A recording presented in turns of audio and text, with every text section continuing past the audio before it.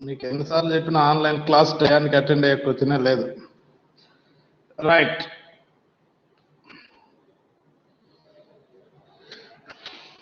Hello మా జ్యోతి. చెప్పండి sir. Problem చదువుతాను చూడండి మా.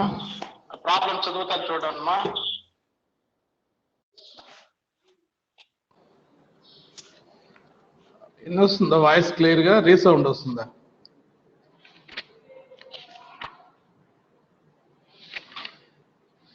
రైట్.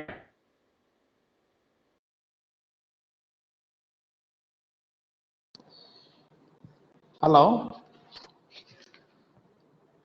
చెప్పండి సార్. హింద్ ట్రేడర్స్ అదే కదా?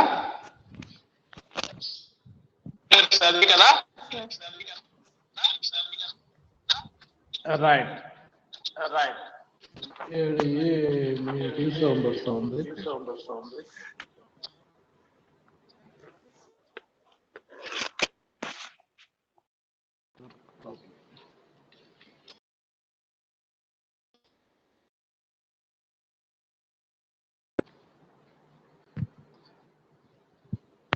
ఏం మనీ?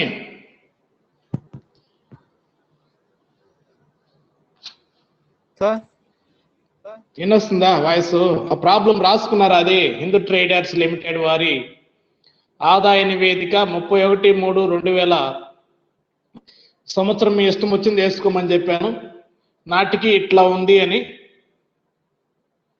రైట్. అమ్మకాలు 5 లక్షలు లెస్ అమ్మిన వస్తువుల వ్యయం 3 లక్షలు, స్థూల లాభం 2 లక్షలు లెస్ ఆపరేటింగ్ వ్యయాలు 1,20,000. అప్పుడు ఆపరేటింగ్ లాభం 80,000. యాడ్ నాన్ ఆపరేటింగ్ ఆదాయాలు 12,000, 92,000 లెస్ నాన్ ఆపరేటింగ్ వ్యయాలు 4,000 లెస్ చేస్తే నికర లాభం 88,000. సో కాబట్టి నెక్స్ట్ నికర లాభంలో నుంచి లెస్ పన్ను 50%, అంటే 44,000 లెస్ చేస్తే పన్ను తర్వాత నికర లాభం 44,000. సో పై సమాచారం ఆధారంగా కనుగొనవలసినవి 1 స్థూల లాభ నిష్పత్తి, 2 ఆపరేటింగ్ నిష్పత్తి, 3 ఆపరేటింగ్ లాభ నిష్పత్తి, 4 నికర లాభ నిష్పత్తి. ఇదే నా ఒకటి అడిగింది ప్రాబ్లము. ఏమ్మా? అంతే సార్. రైట్. సో కాబట్టి ఫస్ట్ మనము ప్రాబ్లంలోనే ఒక అర్థం చేసుకోవాల్సింది అంటే ఈ 3 లాభాలకి డిఫరెన్స్ కనుక్కోవాలి. ఏ 3 లాభాలకి? స్థూల లాభము ఎలా వస్తుంది, ఆపరేటింగ్ లాభం ఎలా వస్తుంది, నికర లాభం ఎలా వస్తుంది అనేది మీకు క్లారిటీ ఉండాలి. లెక్కలో చూసుకోండి. దాన్ని 2-3 సార్లు అయినా చదివి. సో మనం ఇక్కడ ఇంతకుముందు ప్రాబ్లం తీరి చెప్పుకునేటప్పుడే చెప్పాం, నికర లాభము ఆపరేటింగ్ లాభంకి డిఫరెన్స్ ఏందయ్యా అంటే ఇక్కడ ఈ నాన్ ఆపరేటింగ్ ఆదాయాలు యాడ్ చేసి నాన్ ఆపరేటింగ్ వ్యయాలు లెస్ చేసిన తర్వాత వచ్చేటువంటిది నికర లాభం. అలాగే స్థూల లాభంలో నుంచి ఆపరేటింగ్ వ్యయాలు తీసివేస్తే వచ్చేది ఆపరేటింగ్ లాభం. ఓకేనా? దానికి నాన్ ఆపరేటింగ్ ఆదాయాలు యాడ్ చేసి వ్యయాలుంటే, నాన్ ఆపరేటింగ్ వ్యయాలుంటే లెస్ చేస్తే వచ్చేది నికర లాభం. ఇది మనం డిఫరెన్స్, ఈ రెండింటి మధ్య డిఫరెన్స్ అర్థమై ఉండాలి. ఆపరేటింగ్ లాభం అంటే ఏంది, నాన్ ఆపరేటింగ్ నెట్ ప్రాఫిట్, నికర లాభం అంటే ఏంటి అనేది. రైట్. సో ఇప్పుడు మనం ప్రాబ్లం వేద్దాం. ఓకేనా? రైట్. ఫస్ట్ ఏం అడిగాడమ్మా? స్థూల లాభ నిష్పత్తి, గ్రాస్ ప్రాఫిట్ రేషియో రాసుకోండి. ఈక్వేషన్ ఏంది? Gross profit ratio is equal to equation ఏంటి? ఏం Mani? Gross profit divided by net sales into 100 sir. Gross profit by net sales into 100. కాబట్టి స్థూల లాభము బై నికర అమ్మకాలు ఇంటూ 100. రాసుకోండి మిగతా వాళ్ళు కూడా.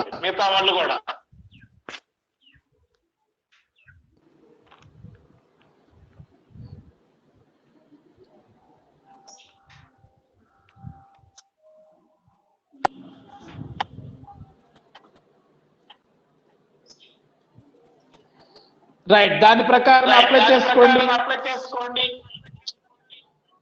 ఎంత ఉంది స్థూల లాభము?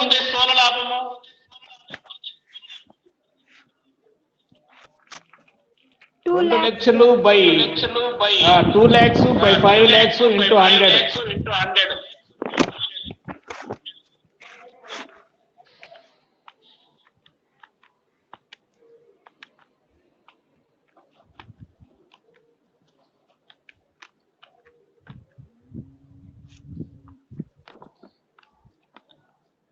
$2 lakhs by 3 lakhs into 100. Sir resound వస్తుంది సార్. ఇప్పుడు మళ్ళీ వస్తుంది సార్. రైట్.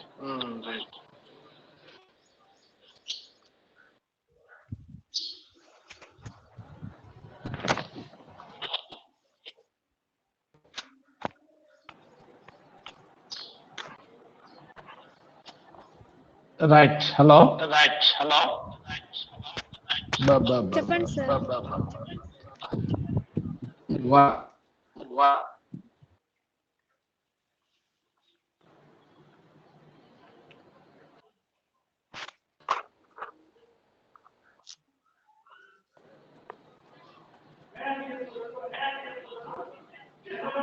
ఓకేనమ్మా ఓకే.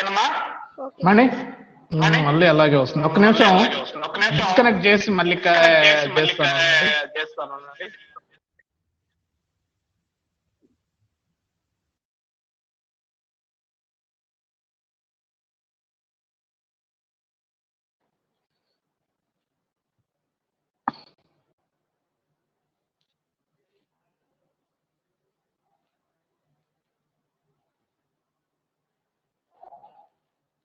హలో మణి, సార్ వినిపిస్తుందా వాయిస్ క్లియర్ గా? Okay sir. రైట్. స్థూల లాభ నిష్పత్తి gross profit ratio is equal to ఏంది ఈక్వేషన్ సూత్రము? Gross profit by net sales into 100. Gross profit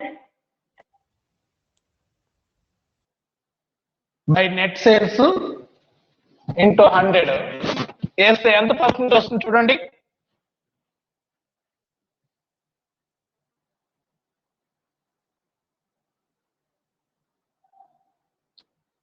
hello మా అరుణ్, జ్యోతి చెప్పండి. బాబు ఏం నెట్వర్క్ ఇలా ఉంది ఈరోజు? ఓకే మా 40% ఉందా? Yes sir. Very good. అంటే అయిపోయింది. ఏం లేదు, సింపుల్ ఒడిచినటువంటి ప్రాబ్లం తీసుకొని స్థూల లాభం ఎంత ఉంది, నికర అమ్మకాలు ఎంత ఉన్నాయి, ఆ రెండింటిని భాగాహార లబ్ధాన్ని మనం 2 అంకెల మధ్య ఏం చెప్పాము? నిష్పత్తి అంటే డెఫినేషన్ 2 అంకగణిత అంకెల భావార్థాల భాగాహార లబ్ధాన్ని నిష్పత్తి అంటాం. కాబట్టి ఇప్పుడు 2 అంకెలు, ఏ 2 అంకెలు? స్థూల లాభము బై నికర అమ్మకాలు ఇంటూ 100 వేసాము. సో కాబట్టి మనకు లబ్ధము ఎంత వచ్చింది? ఇక్కడ 40 ఇంటూ 100 వేసాం కాబట్టి 40% వచ్చింది. ఇది నిష్పత్తి అంటే. సో ఫస్ట్ మనము థియరీ చెప్పాం, 2 అంకెల మధ్య గల సంబంధాన్ని అంకగణిత 2 అంకెల మధ్య అంకగణిత సంబంధాన్ని తెలియచేసేది నిష్పత్తిగాను. అలాగే ఇంకా చెప్పాలి అంటే ఆ రేషియో నిష్పత్తి అంటే 2 అంకగణిత 2 లేదా అంతకన్నా అంకెల మధ్య అంకగణిత భాగాహార భావార్థాల లబ్ధాన్ని మనం ఇక్కడ నిష్పత్తి అని చెప్పాం. కాబట్టి ఇది నిష్పత్తి అంటే. కాబట్టి నిష్పత్తి అంటే అర్థమైంది. నిష్పత్తిలో మనం మొదటిది స్థూల లాభ నిష్పత్తి కనుక్కున్నాం. కాబట్టి స్థూల లాభ నిష్పత్తి 40% వచ్చింది. ఏసైనా రిమైనింగ్ వాళ్ళు అరుణ్, సంతోష్, ఏమా బాలు, మణి, శ్రావణి, సుధాకర్, హలో శాంతి,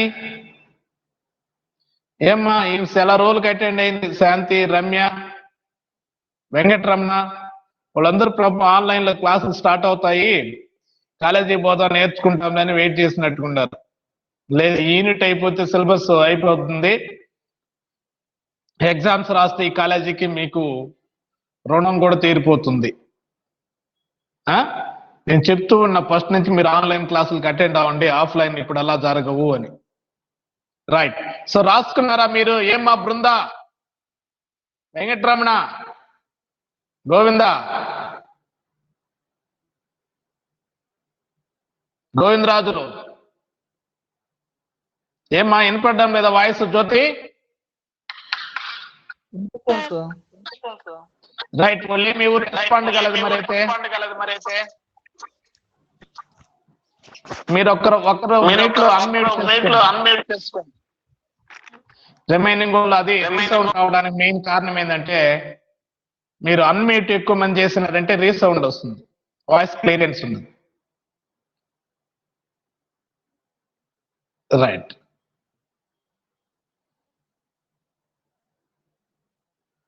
ఏమ్మా ఎవరితో రీసౌండ్ వస్తుంది? నాకైతే నెట్వర్క్ బాగానే ఉంది. మీ ఇద్దరులో ఎవరో అన్మ్యూట్ చేయడం వల్ల రీసౌండ్ వస్తుంది. రైట్, సెకండ్ది రాసుకోండి. సెకండ్ది ఏంది? ఆపరేటింగ్ రేషియో, ఆపరేటింగ్ నిష్పత్తి. మొదటిది స్థూల లాభ నిష్పత్తి, స్థూల లాభము బై నికర అమ్మకాలు ఇంటూ 100 వేస్తే మనకు 40% వచ్చింది. స్థూల లాభం అంటే 2 లక్షలు, నికర అమ్మకాలు 5 లక్షలు ఇంటూ 100 వేస్తే 40% వచ్చింది. అది స్థూల లాభ నిష్పత్తి. అంటే రిమైనింగ్ 60% ఏంది అంటే అమ్మిన వస్తువుల వ్యయం. రిమైనింగ్ 60% ఏంటి? అమ్మిన వస్తువుల వ్యయం. రైట్, ఇప్పుడు ఆపరేటింగ్ నిష్పత్తి. ఆపరేటింగ్ నిష్పత్తి ఎలా వస్తుంది? ఆ అమ్మిన వస్తువుల వ్యయానికి అంటే 60%కి నిర్వహణ వ్యయాలు కూడా యాడ్ చేయాలి. అంటే ఇది ఎంత? అమ్మిన వస్తువుల వ్యయము 3 లక్షలు అంటే 2 లక్షలు స్థూల లాభం అంటే అమ్మిన వస్తువుల వ్యయం ఎంత అయింది? 3 లక్షలు. కాబట్టి 3 లక్షలు ప్లస్ నిర్వహణ వ్యయాలు. నిర్వహణ వ్యయాలు ఎంత ఇచ్చాడు మనకి ఇక్కడ? ఆపరేటింగ్ వ్యయాలు 1,20,000 ఇచ్చాడు. సో కాబట్టి అమ్మిన వస్తువుల వ్యయం 3 లక్షలు ప్లస్ ఆపరేటింగ్ వ్యయాలు 1,20,000 బై నికర అమ్మకాలు వేస్తే, నికర అమ్మకాలు ఇంటూ 100 వేస్తే మనకు ఆపరేటింగ్ నిష్పత్తి వస్తుంది. ఒకవేళ మనము ఫస్ట్ తినేయండి, మనకు అమ్మిన వస్తువులు వెయ్యి లేదు అనుకుంటే ఎలా కనుక్కోవాలని చెప్పాం? సూత్రం ఇంకోటి ఈక్వేషన్ కూడా చెప్పాము. ఫస్ట్ 7 వరకు రాసుకోండి. రాసుకుంటారా? ఏమ్మా బృంద, జ్యోతి, ప్రకాష్? రాసుకుంటాం సార్. ఓకేమ్మా, రైట్. కాబట్టి రాసుకోండి. Operating profit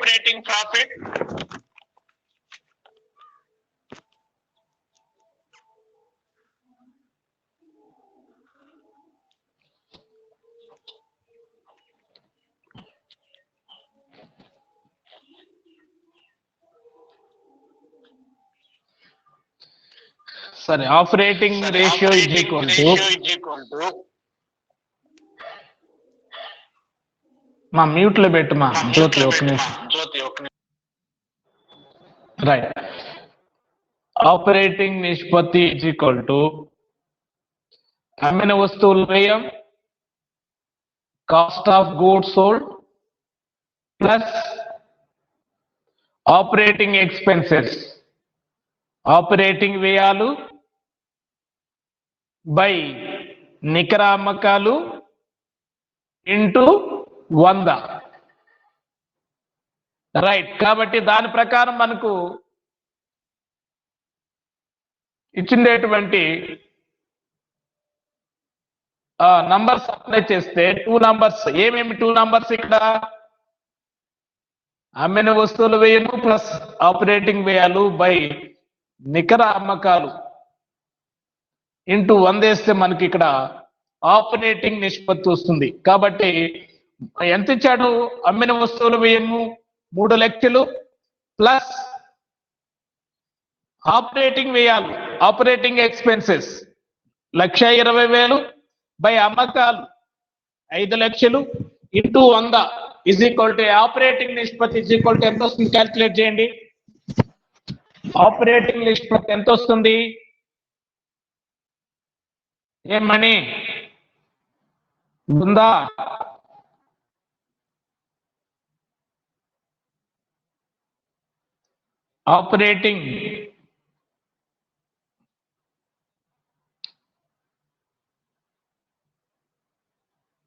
operating ratio is equal to ఎంత వచ్చింది చెప్పాలి, ఒకరు చెప్పాలి నాకు. 84%, సార్. ఓకేమా, వెరీ గుడ్. అది సో కాబట్టి ఆపరేటింగ్ పర్సెంట్ అనేది ఆపరేటింగ్ రేషియో అనేది ఎక్కువగా ఉంది.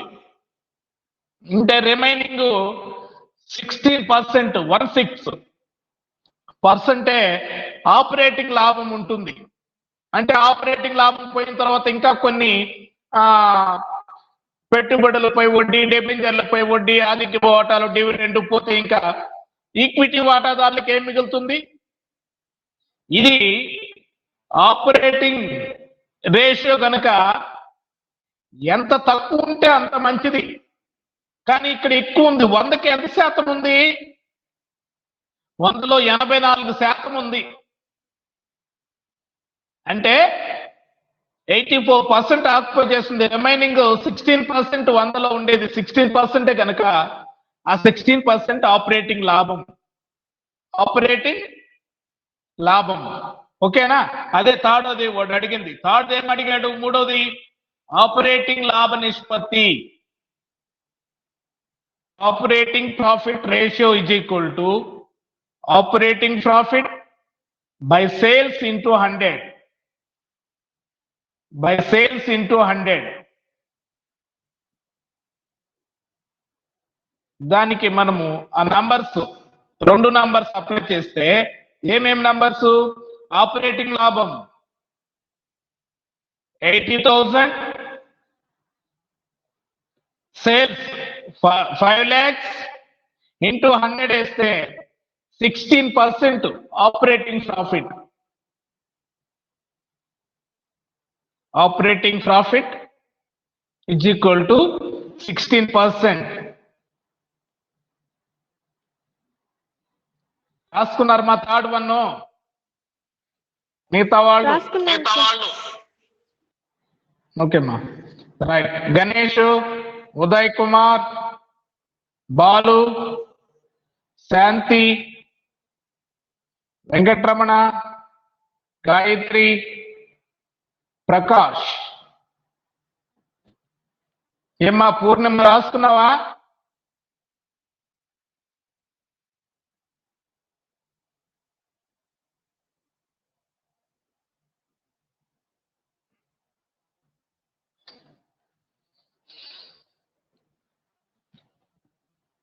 హలో, చెప్పండి సార్. మూడోది రాసుకున్నారమ్మా? ఆపరేటింగ్ లాభ నిష్పత్తి. రాసుకున్నాం సార్. ఆపరేటింగ్ లాభ నిష్పత్తి ఏం సూత్రము? Operating profit by sales into 100, sir. Right. So కాబట్టి 80,000 బై 5 లక్షలు ఇంటూ 100 16%. లాస్ట్ వన్ ఏం అడిగాడు? Fourth one net profit ratio, నికర లాభ నిష్పత్తి.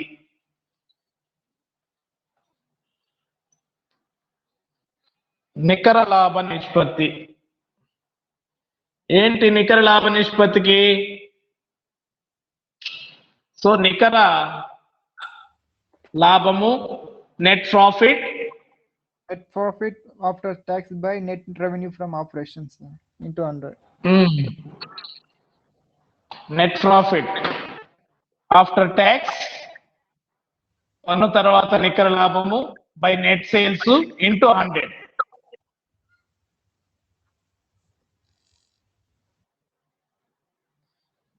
Net profit after tax by net sales into 100 is equal to ఎంత వస్తుంది చూడండి. 8.8 వస్తుంది సార్. 8.8%. సో కాబట్టి పన్ను తర్వాత నికర లాభం అనేది ఓన్లీ 8.8% ఉంది. 8.8% అంటే కనీసం 10% కూడా తక్కువ ఉంది. సో ఇది మనం ఇక్కడ ఈ నిష్పత్తులు కడితే, అంటే సింపుల్ గా నిష్పత్తులు కడితే మనకు నంబర్స్ మధ్య ఉన్నటువంటి డిఫరెన్స్ రిలేషన్షిప్ మనం క్యాల్కులేట్ చేయాలి అంటే రేషియో కనుక్కుంటే ఈజీగా అర్థమవుద్ది. ఫర్ ఎగ్జాంపుల్ మనం ఇంకోటి చెప్పుకుందాం. ఇప్పుడు ఒక అతనికి 2 పిల్లలు ఉన్నారు అనుకోండి, ఇంకొక అతనికి 3 ఉన్నారు. చూసేదానికి ఒకరే కదా ఇతనికి అతనికి ఎక్కువ. 2 పిల్లలు ఉన్న అతనికి 3 పిల్లలు ఉన్న అతనికి ఎంత డిఫరెన్స్ ఉంది? ఒకరే కదమ్మా.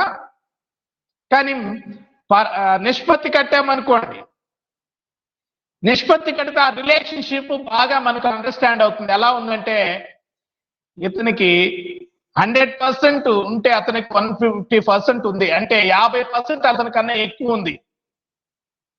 ఓన్లీ మనం చూసేదానికి చూడండి, ఇతనికి 2 ఉంటే అతనికి 3 ఉన్నారు పిల్లలు. సో కాబట్టి ఎలా ఉంది ఇక్కడ చూసేదానికి ఒకరే కదా ఎక్కువ. కానీ మనం నిష్పత్తిలో చూసినట్లయితే ఆ డిఫరెన్స్ అనేది మనకు క్లారిటీగా అర్థమవుతుంది. ఎంత ఉంది అంటే ఇతనికన్నా అతనికి 50% ఎక్కువ ఉంది, 50% ఎక్కువ ఉంది. అలా మనము ఈ ఫైనాన్షియల్ ఇన్ఫర్మేషన్ ని బాగా క్షుణ్ణంగా విశ్లేషించడానికి, అర్థం చేసుకోవడానికి మనము ఈ నిష్పత్తుల విశ్లేషణ అనేది తీసుకోవడం జరుగుతుంది. సో ఇప్పటికైనా అర్థమైందా నిష్పత్తుల విశ్లేషణ? ఏమా? రైట్, ఇది మనకు ఫస్ట్ ప్రాబ్లం. సో ఇక్కడ ఈ ఫస్ట్ ప్రాబ్లం అర్థమైందా? స్థూల లాభం ఏం లేదు, సింపుల్ గా వాడే లాభ నివేదిక ఇచ్చాడు, ఇన్కమ్ స్టేట్మెంట్. దాంట్లో నుంచి 4 రేషియోస్ క్యాల్కులేట్ చేశాం. ఏంటి ఆ ratios? Gross profit ratio, gross profit by net sales into 100. Operating ratio, operating ratio ఎలా కనుక్కుంటాము? Cost of goods sold plus operating expenses by net sales into 100. Next operating profit ratio, operating profit by net sales into 100. అన్ని sales మీదే calculate చేస్తాం. అందుకనే ఇవి మనము profitability ratios అంటున్నాము. లాభదాయక నిష్పత్తులు ఏమంటున్నాము? లాభదాయక నిష్పత్తులు, profitability ratios. So last one net profit ratio, నికర లాభ నిష్పత్తి. నికర లాభ నిష్పత్తి ఈక్వల్ టు ఎలా కనుక్కున్నాము? Net profit after tax by sales into 100. So కాబట్టి పన్ను తర్వాత నికర లాభము బై అమ్మకాలు ఇంటూ 100 వేస్తే మనకి ఇక్కడ స్థూల లాభ నిష్పత్తి 8.8 వచ్చింది. ఇది మన ఓకేనా? అర్థమైందా ప్రాబ్లము? ఏమా? అర్థమైంది సార్. ఓకే మా. నెక్స్ట్ ఈక్వేషన్స్ రాసుకోండి. ఇంకా దీంట్లో 11 ఉన్నాయి. మనం ఇప్పుడు ఫస్ట్ కొంచెం రేషియో చెప్పాము, లాభదాయక నిష్పత్తులు ఇంకా చాలా ఉన్నాయి. ఇవి మిగతా రాసుకొని సెకండ్ ప్రాబ్లం వేద్దాం అట్ట. Right, next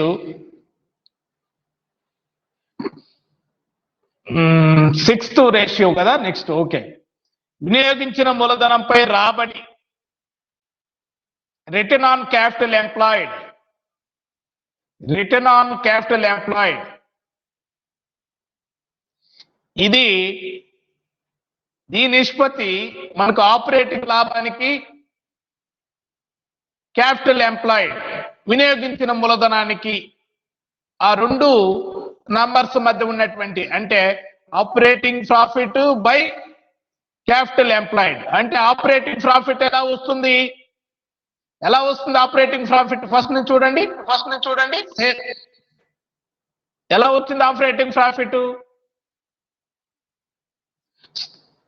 sales minus cost of goods sold తీసేసాము అమ్మిన వస్తువులు వ్యయము స్థూల లాభం వచ్చింది స్థూల లాభంలో నుంచి ఆపరేటింగ్ వ్యయాలు తీసేస్తే మనకి ఇక్కడ ఆపరేటింగ్ ప్రాఫిట్ వచ్చింది కాబట్టి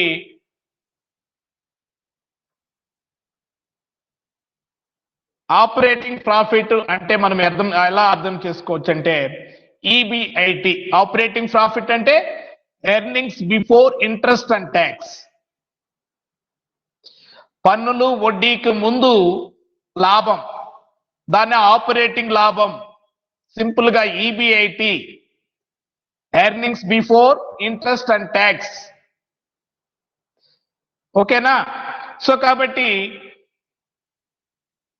ఇది అలాగే వినియోగించిన మూలధనం ఎలా కనుక్కోవాలి ఇక్కడ వినియోగించిన మూలధనం అంటున్నాము వినియోగించిన మూలధనము అంటే ఎవరిది వినియోగించిన మూలధనము ఈక్విటీ వాటా మూలధనము ఆధిక్యపు వాటా మూలధనము అలాగే పంపిణీ చేయనటువంటి లాభాలు రిజర్వులు మిగుళ్ళు దీర్ఘకాలిక రుణాలు అలాగే వీటిలన్నిటిలో నుంచి యాడ్ చేసుకొని మైనస్ కల్పిత వ్యాపారేతర ఆస్తులు తీసేస్తే అంటే వినియోగించిన మూలధనం ఎలా కనుక్కోవాలి వినియోగించిన మూలధనము ఈజ్ ఈక్వల్ టు ఈక్విటీ వాటా మూలధనము ప్లస్ ఆధిక్యపు వాటా మూలధనము ప్లస్ పంపిణీ చేయని లాభాలు ప్లస్ రిజర్వులు మిగుళ్ళు ప్లస్ దీర్ఘకాలిక రుణాలు ఇవన్నీ వినియోగించిన మూలధనం కిందకి వస్తాయి ఇవన్నీ మనం యాడ్ చేసుకొని లెస్ కల్పిత ఆస్తులు అంటే ప్రాథమిక ఖర్చులు రద్దు గుడ్ విల్ రద్దు ఇలాంటివన్నీ ఆస్తులు సైడ్ ఇచ్చుంటాడు అలాంటివి ఉంటే తీసేసుకోవాలి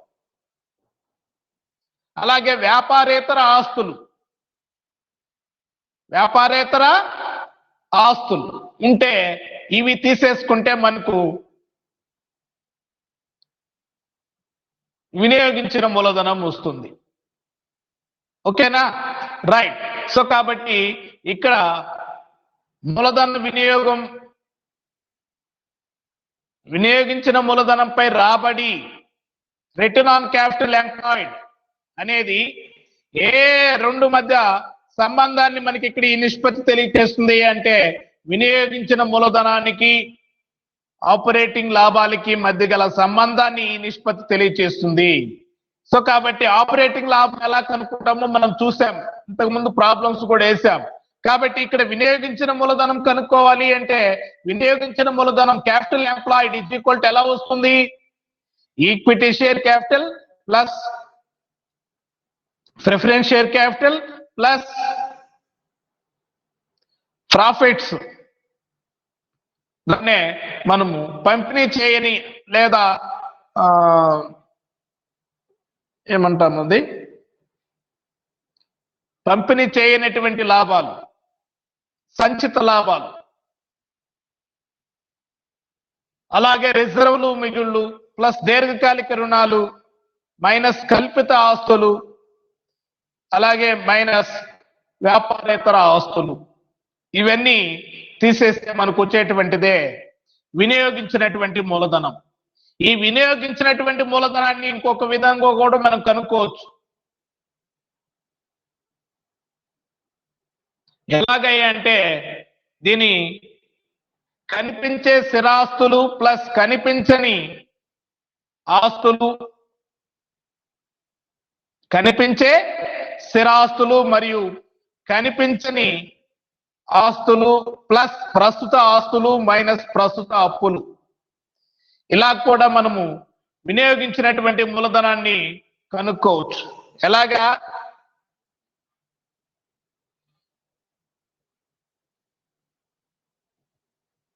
కనిపించే ఆస్తులు అలాగే కనిపించని ఆస్తులు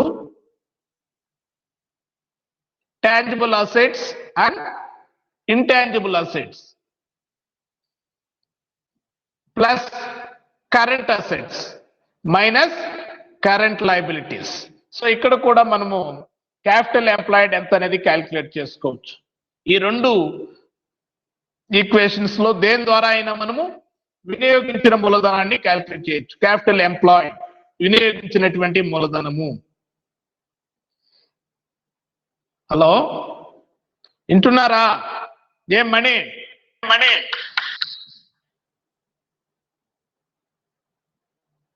రైట్, రాసుకోండి. మీరు ఇది రాసి పెట్టుకున్నారమ్మా? వినియోగించిన return on capital employed equation రాసి పెట్టుకున్నారా? ఏమా జ్యోతి? రైట్. వినియోగించిన మూలధనానికి లాభాలకు గల సంబంధాన్ని ఈ నిష్పత్తి తెలియచేస్తుంది.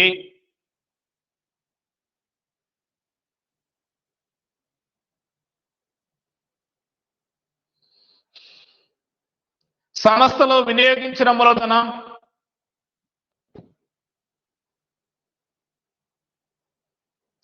ఆర్జన శక్తికి సూచనగా ఈ నిష్పత్తిని పేర్కొనవచ్చు.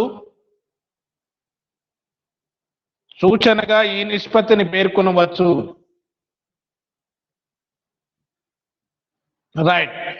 సో కాబట్టి వినియోగించిన మూలధనంపై రాబడి is equal to return on capital employed is equal to operating లాభం, operating profit by capital employed into 100. Operating profit by capital employed into 100. So కాబట్టి ఆపరేటింగ్ ప్రాఫిట్ అంటే ఏం చెప్పాము? రాసుకోండి. ఇక్కడ operating profit is equal to పన్నులు వడ్డీకి ముందు లాభం. వడ్డీకి ముందు లాభం. దాన్ని సింపుల్ గా పక్కనే బ్రాకెట్ లో EBIT అని పెట్టుకోండి. Earnings before interest and tax.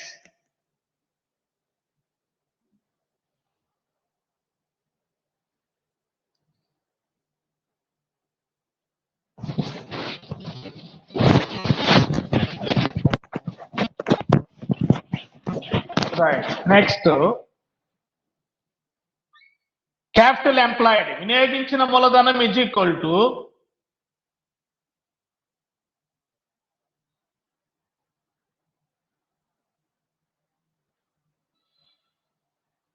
Equity మూలధనము, ఈక్విటీ షేర్ క్యాపిటల్ ప్లస్ ఆధిక్యపు వాటా మూలధనము, ప్రిఫరెన్స్ షేర్ క్యాపిటల్ ప్లస్ పంపిణీ చేయని లాభాలు, ప్రాఫిట్స్ ప్లస్ రిజర్వులు మిగుళ్ళు ప్లస్ దీర్ఘకాలిక రుణాలు మైనస్ కల్పిత ఆస్తులు మళ్ళీ మైనస్ వ్యాపారేతర ఆస్తులు.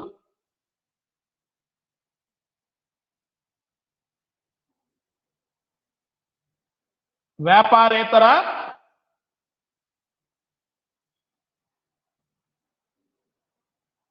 ఆస్తులు.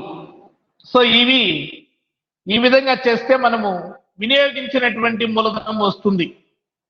సో కాబట్టి ఎలా కనుక్కోవాలి? ఇవి ఈక్విటీ వాటా మూలధనము, ఆధిక్యపు వాటా మూలధనము, లాభాలు, రిజర్వులు మిగుళ్ళు, దీర్ఘకాలిక రుణాలు ఇవన్నీ యాడ్ చేసుకొని ఈ మొత్తంలో నుంచి కల్పిత ఆస్తులు అలాగే వ్యాపారేతర ఆస్తులు ఉంటే లెస్ చేసుకుంటే మనకు వినియోగించినటువంటి మూలధనం వస్తుంది. లేదా ప్రత్యామ్నాయంగా ఆల్టర్నేటివ్ గా ఇంకొక మెథడ్ కూడా చెప్పాం.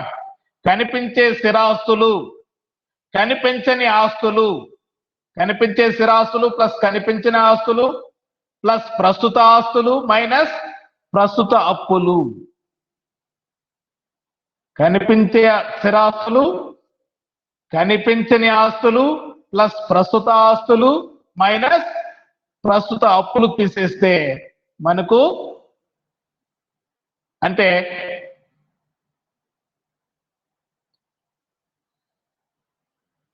కనిపించని ఆస్తులు గుడ్ విల్లు, ట్రేడ్ మార్కులు, కనిపించే ఆస్తులు మనకు తెలుసు, భూమి, భవనాలు, స్థిరాస్తులు.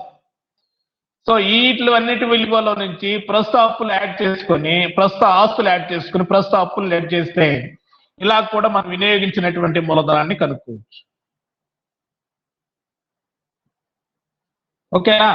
నెక్స్ట్ 7th వన్, వాటాదారుల నిధులపై రాబడి. వాటాదారుల నిధులపై రాబడి. Return on share holders funds. Return on share holders funds.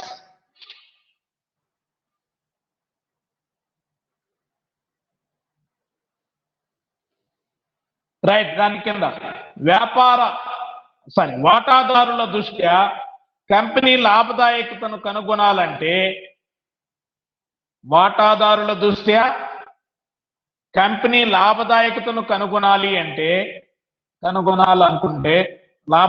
కనుగొనాలనుకుంటే దిగువ నా పేర్కొన్న సూత్రం ప్రకారం లెక్కించాలి. దిగువన పేర్కొన్న సూత్రం ప్రకారం లెక్కించాలి.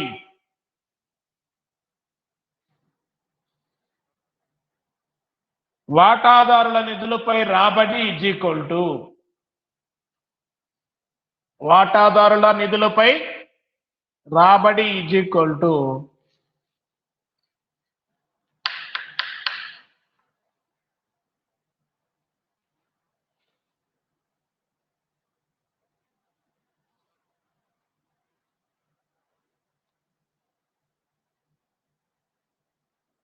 పన్ను వడ్డీల తర్వాత నికర లాభం, ప్రాఫిట్ ఆఫ్టర్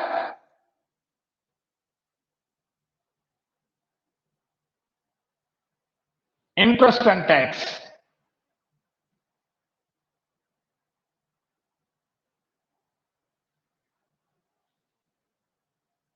బై వాటాదారుల నిధులు into 100 share holders funds. So పన్ను వడ్డీల తర్వాత నికర లాభం బై వాటాదారుల నిధులు share holders funds into 100.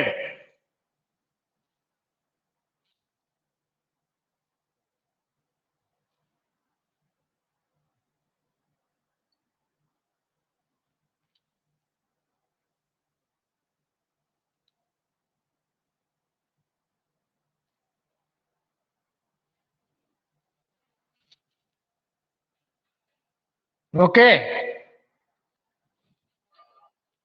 So అది వాటాదారుల నిధులు. వాటాదారుల నిధులు ఎలా క్యాల్కులేట్ చేసుకోవాలి? ఇక్కడ మనము వాటాదారుల నిధులకు నికర లాభానికి ఈ లాభదాయక ఉద్దేశాన్ని తెలియచేయడానికి ఈ నిష్పత్తి మనం కడతాం. అయితే వాటాదారుల నిధులు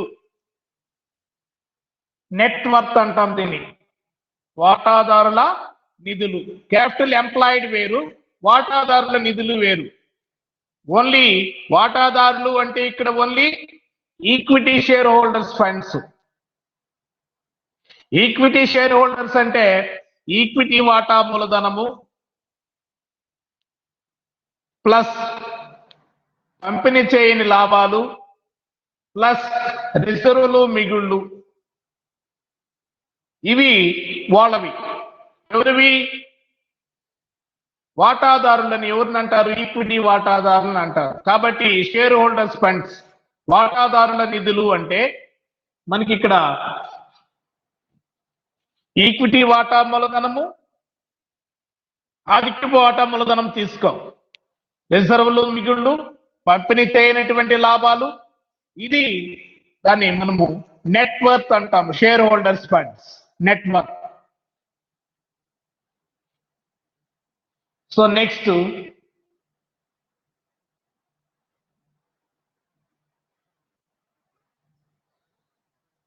ఈక్విటీదారుల నిధులపై రాబడి.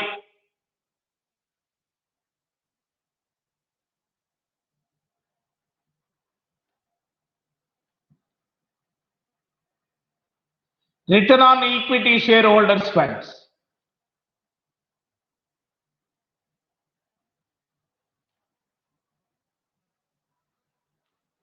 Return on equity share holders fund.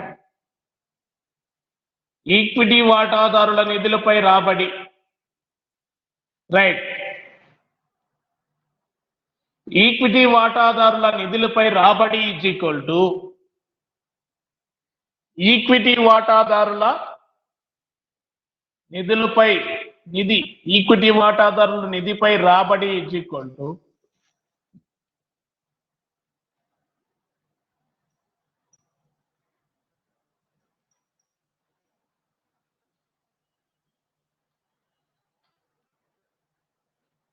వడ్డీ పన్నులు. వడ్డీ పన్నులు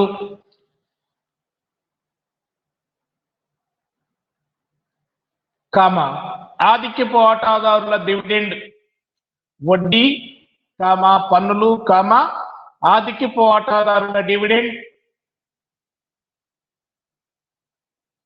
బై ఈక్విటీ వాటాదారుల నిధులు ఇంటూ 100. బై ఈక్విటీ వాటాదారుల నిధులు. ఇక్కడ ఈక్విటీ వాటాదారుల నిధులు అంటే ఈక్విటీ వాటా మూలధనము, మూలధన రిజర్వులు, రెవెన్యూ రిజర్వులు, లాభ నష్టాల ఖాతా నిల్వ మైనస్ కల్పిత ఆస్తులు మైనస్ వ్యాపారేతర ఆస్తులు.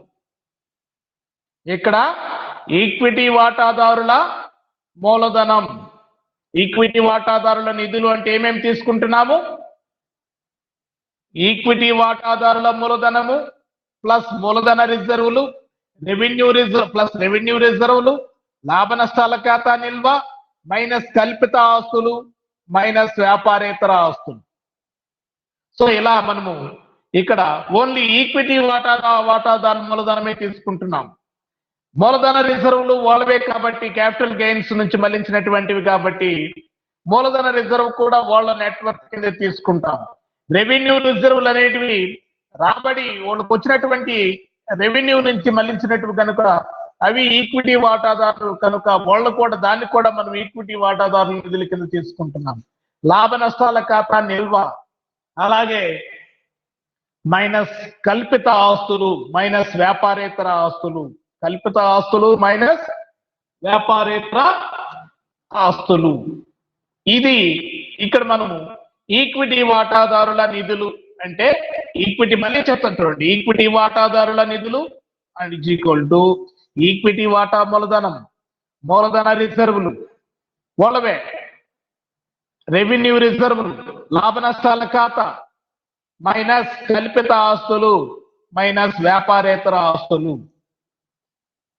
ఓకే, ఇది ఇక్కడ ఈక్విటీ వాటాదారులు. కావాల్సుకుంటే ఏమైనా రాసి పెట్టుకోండి. ఇక్కడ ఈక్విటీ వాటాదారుల నిధులు ఈజ్ ఈక్వల్ టు ఈక్విటీ వాటా మూలధనము, ఈక్విటీ వాటాదారుల మూలధనము, మూలధన reserve capital reserves, revenue reserves plus లాభ నష్టాల ఖాతా నిల్వ మైనస్ కల్పిత ఆస్తులు మళ్ళీ మైనస్ వ్యాపారేతర ఆస్తులు. సో ఇది నెక్స్ట్ 9th వన్, మొత్తం ఆస్తులపై రాబడి. Return on total assets. Return on total assets. Right, దీనిని కూడా ఈక్వేషన్ రాసుకోండి. మొత్తం ఆస్తులపై రాబడి ఈజ్ ఈక్వల్ టు మొత్తం ఆస్తులపై రాబడి revenue on total assets is equal to పన్ను తర్వాత నికర లాభము బై మొత్తం ఆస్తులు ఇంటూ 100.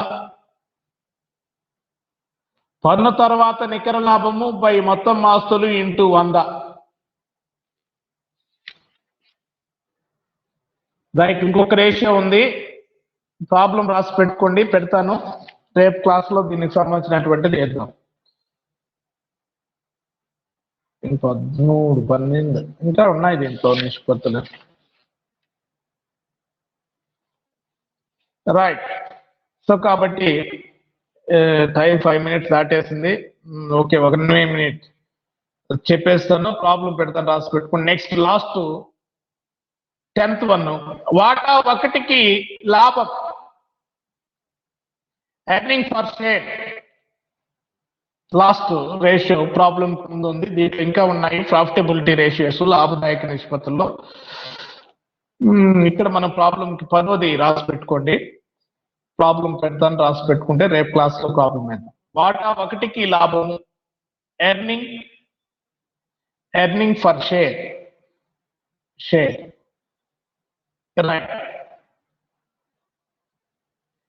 ఈక్విటీ మూలధనంపై రాబడికి వాటా ఒకటికి చిన్న లేదా తేడా ఉన్నది. దీనిని లెక్క కట్టడానికి పన్ను తర్వాత నికర లాభము నుంచి ఆదిపు డివిడెండ్ తగ్గించిన మిగిలిన తర్వాత ఈక్విటీ వాటాదారుల సంఖ్యచే భాగించాలి. సో కాబట్టి వాటా ఒకటికి విలువ, వాటా ఒకటికి లాభం, ఎర్నింగ్ ఫర్ షేర్ అన్నామంటే ఇక్కడ వచ్చినటువంటి పన్ను తర్వాత నికర లాభానికి ఆధిక్యపు వాటాదారుల డివిడెండ్ లెస్ చేసిన తర్వాత మిగిలినటువంటి ఈక్విటీ వాటాదారులకి లభ్యమయ్యేటువంటి మొత్తం, కాబట్టి ఆ ఈక్విటీ వాటాల సంఖ్య చేత భాగిస్తే మనకు ఎర్నింగ్ ఫర్ షేర్ వస్తుంది. వాటా ఒకటికి ఈపీఎస్ అంటారు దీన్ని సింపుల్ గా, ఎర్నింగ్ ఫర్ షేర్. ఓకే, రాసుకోండి. వాటా ఒకటికి రాబడి ఈజ్ ఈక్వల్ టు, వాటా ఒకటికి రాబడి ఈజ్ ఈక్వల్ టు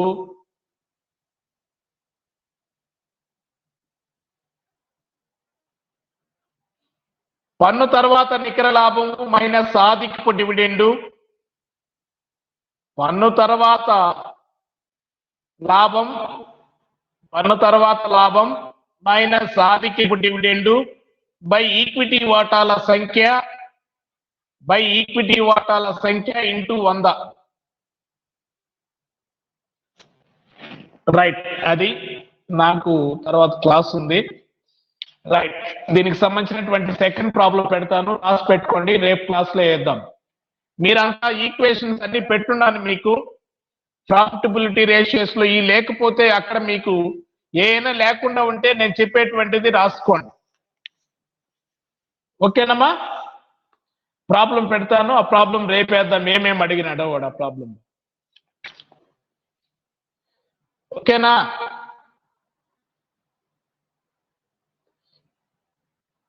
ఏం మనీ? సరే అయితే రేపు క్లాస్ లో మళ్ళీ. ఓకేమా? రైట్.